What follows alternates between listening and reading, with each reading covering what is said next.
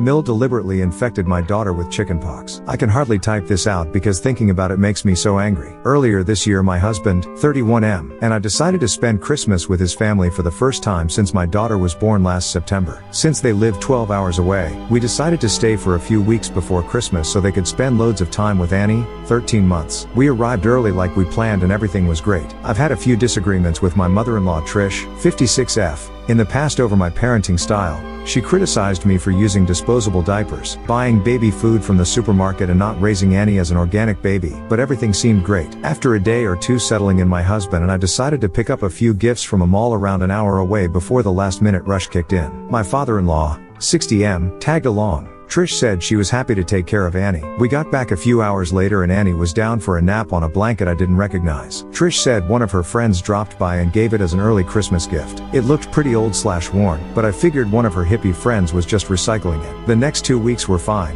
aside from Trish making a point to prepare meals for Annie from scratch. I mentioned this to my husband and he said to just let her be. Annie mostly mushed the food Trish gave her with her hands through the bowls on the floor, as she's been doing at the moment. Trish said it would take her a while to get used to nutritious meals. I was getting sick of her meddling, but it was only for a few weeks, so for the sake of the holidays I let it slide. The day after Christmas Annie was really unsettled and wouldn't stop fidgeting and crying. I took her temperature and she had a fever, so I kept an eye on her for the next few days and it thankfully started to go down. This morning, she started to get a rash and blisters on her arms and legs and I freaked out. I was packing a bag to drive to see a doctor when Trish asked where I was going. I told her Annie had a rash and I was taking her to see a doctor. She got a weird smug smile on her face and told me there was nothing to worry about. When I asked her what she was talking about, she said without even looking at Annie that what she had was just chickenpox. I asked her how she could possibly know that and she casually admitted one of her friend's grandkids had chickenpox a few weeks ago, so she asked them to wipe a blanket over the child's arms, legs and face and bring it to her house. At this point I couldn't believe what I was hearing, so I asked if that blanket was the gift Annie was sleeping on. She said it was. I lost my shit. To be honest, I don't really remember what I said because I was up most of the night for 2 days checking on Annie. I just unleashed on Trish asking what the fuck was wrong with her. My husband and father-in-law came to try to calm things down and Trish dug in her heels and said chickenpox was the best and most natural thing for Annie to build up her immunity. I already have a vaccination schedule in place with my pediatrician and she was booked in to get immunized for chickenpox at 18 months. We drove to see the doctor and he confirmed she had it. He said I'll have to cut Annie's nails short and might have to tape socks on her hands while she sleeps because kids so young can scratch until they bleed and that will leave scars. On the drive back my husband started making excuses for Trish, that she was only doing what she thought was best. I couldn't believe he was defending her and we fought most of the way home until I told him to stop talking to me. Annie's been scratching like crazy and I just had to tape socks over her hands. Trish tried to talk to me when we got back and I told her to get out of my sight. We were meant to stay until Wednesday, but I just finished packing up our stuff so we can leave first thing in the morning. I'm so angry I can't even think. Whenever I hear Trish moving around in the kitchen my heart starts beating faster and I feel like going out there and grabbing her by the hair. I don't ever want to see her again or let my daughter see her again. What can I say to make her and my husband realize the enormity of what she's done? I don't think I can speak coherently to their faces until Annie gets better. Update. Thank you to everyone for your comments, inbox messages and advice after my original post. I read all the comments and messages, and they genuinely helped, especially the home remedies on how to stop itching. On to the update. I didn't think it would be possible, but things got worse. I got up first thing the next morning and started packing our stuff into the car. Once I opened it up I kept the keys in my pocket since I was going in and out. Usually we use Jack's set and leave mine in my bag. While I was packing he sat in the kitchen with Trish and my father-in-law, 60M, and chatted and had coffee like nothing was wrong. Annie was mercifully still asleep, so I just gently belted her in and closed her door when Jack came out and asked if I had everything. I said we were good to go as soon as he was. He said okay and calmly took out his key set and centrally locked the car, locking Annie in. I asked him what the hell he was doing and he said we wouldn't be leaving until I apologized to Trish. I think I was stunned into silence because he then took the chance to rehash what he said the previous day, that Trish thought she was doing what was best, that chickenpox doesn't kill you and that I was making a bigger deal out of this than I needed to and making Trish feel bad. Yes, making her feel bad. All the comments from my last post were swirling around in my head, and I told him he needs to stop being a son and start being a father. He screwed up his face and said he would always be Trish's son, and that was the point, that nobody should speak to his mother the way I had the day before, and I needed to apologize to clear the air. I felt like I had entered some kind of weird twilight zone where I had accidentally married a 9-year-old instead of an an adult man, so I just asked him to open the car so we could leave. He repeatedly refused, then walked back inside and said he would see me in there when I was acting more reasonable. You can probably guess what happened next. I'd left my bag on the passenger seat, so he probably assumed my keys were in there. Nope. I waited 30 seconds, then just hopped into the car and drove away. My phone blew up with a million calls from him, Trish, and my father-in-law. Eventually my mom and dad and my sister Jess, who I'm super close with, called as well. I briefly texted Jess about what was happening the day before, but she was stunned to get the full blow-by-blow. By the time I was on the open road, I asked her to phone Jack and tell him he could walk home for all I care. Once she heard my side of the story, and not Jack's, which was apparently that I had gone crazy, frightened Trish, snatched Annie and sped away, she calmed way down. Mom, Dad and Jess offered to start driving and meet me halfway so I could switch with one of them and wouldn't have to drive the full 12 hours by myself in one day. I was so grateful to see them. I pretty much broke down in a truck stop parking lot while I blubbered that I loved them. They all took turns driving while I had a rest. It was super reassuring to talk it over and hear that Trish and Jack are the unreasonable ones. Once we got back, I stayed at my parents' overnight and they said I could stay as long as I needed. The next few days were fairly tense. I was up most of the night making sure Annie didn't scratch, which she did anyway, somehow, and it seemed like she just cried and cried and cried until she was exhausted. She has 5 scars on her face and a few others on her arms from scratching. I know appearances shouldn't matter,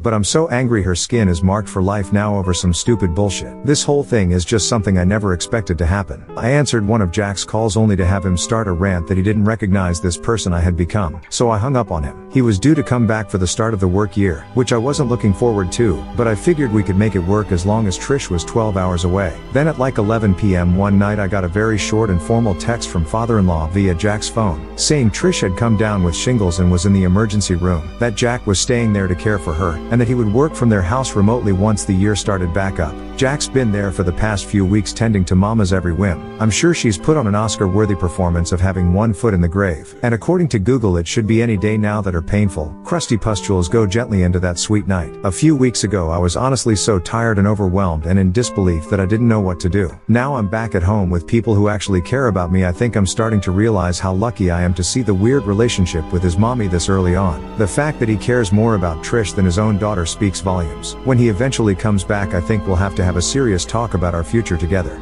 Boyfriend shattered my phone because a homeless guy gave me a flower. My birthday was a couple of days ago and I haven't spoken to him since. I'm heartbroken about this. I was walking home with my boyfriend and we passed a group of homeless people. One of them said, "Here you go, miss you, since you're the first woman who walked by and gave me a dead flower." It was around 10 p.m. and my birthday was at midnight, so it kind of felt special to me. I said, "Thank you so much," and kept walking. My BF didn't say anything, so I didn't think anything was wrong. I took my phone to take a video of the flower and tell my friend what just happened, and he tried taking my phone. I was laughing and asked what he's doing and didn't answer, just kept walking next to me. He looked a little annoyed, but I still wanted to get a video with the flower, so I pulled my phone out again. This time, he hit my hand really hard and made me drop my phone on the concrete. My phone screen is completely broken. Luckily, it's the screen protector, but still, it's all shattered. I screamed, "Why did you do that?" and he took my flower and threw it on the road. He said that's what I get for embarrassing him like that. I was tearing up because 1, he broke my phone, 2, he threw my flower away, 3, I couldn't understand what I did wrong. He made me delete the video with the flower in front of him and we walked in silence the rest of the time. At home, I blew up at him. I was crying, screaming, asking him why he did that. Literally an hour before my birthday, he said, "How would you feel if a girl just came up to me in front of you to give me a flower?" I said if it were the same homeless woman that you see almost every day when you walk in your neighborhood, I wouldn't mind. We have walked by this specific man plenty of times. He called me a liar, then said I was manipulative to try to invalidate his feelings when I was blandly disrespecting him in front of other men. I don't understand how it's disrespectful. I wasn't even going to keep the damn thing. It was a dead flower. I just thought it was cool because that had never happened to me, especially 2 hours before my birthday. He said a bunch of stuff, basically that I was an attention whore. I was sobbing. It was already my birthday and I felt like shit. We went to sleep without talking and the next morning he was gone. I had a brunch with my friends, so I had my mind distracted for a couple of hours, but it was still in the back of my mind.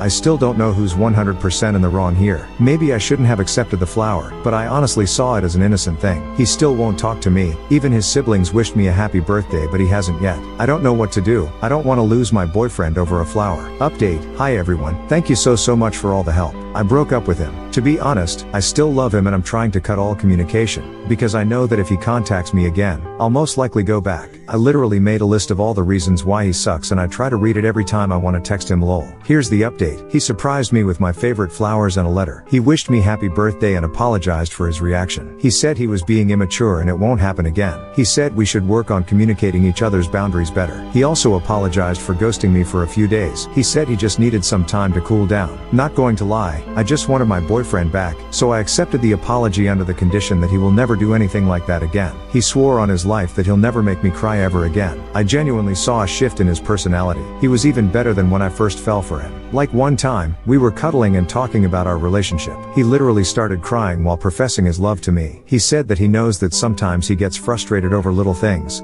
but it's because he loves me so much and he's terrified to lose me. He shared so many things about his past. He had never opened up to me before, so it really felt like the relationship grew stronger. We went to the beach as a little birthday celebration for me with his friends. We were 6 in total and I was the only girl. 2 other girls were supposed to come too, but they had work. I didn't know that until I asked one of the guys and he told me. Long story short, he got mad at me for wearing a bikini. He was like, WTF, do I look like having my girl walk around half naked like a hoe in front of everyone? I reminded him that we're at the beach and a lot of people wear bikinis at the beach. He said that it's different because I'm the only girl here with 5 guys and it makes me look bad. I said I didn't care and went back to everyone. After a little while, he pulled me to the side again. He called me names, said that one of his friends obviously wants to fuck me but I'm too fucking dumb to see it. He said he overheard him. I don't think this is true but He was very angry, but also he had been drinking so it could explain his irrationalness. I started crying then went home because I didn't want people to see me like that. He was being so weird. I don't know why he was being aggressive all of a sudden. Like before the flower incident, he had never used that kind of language with me, especially in public.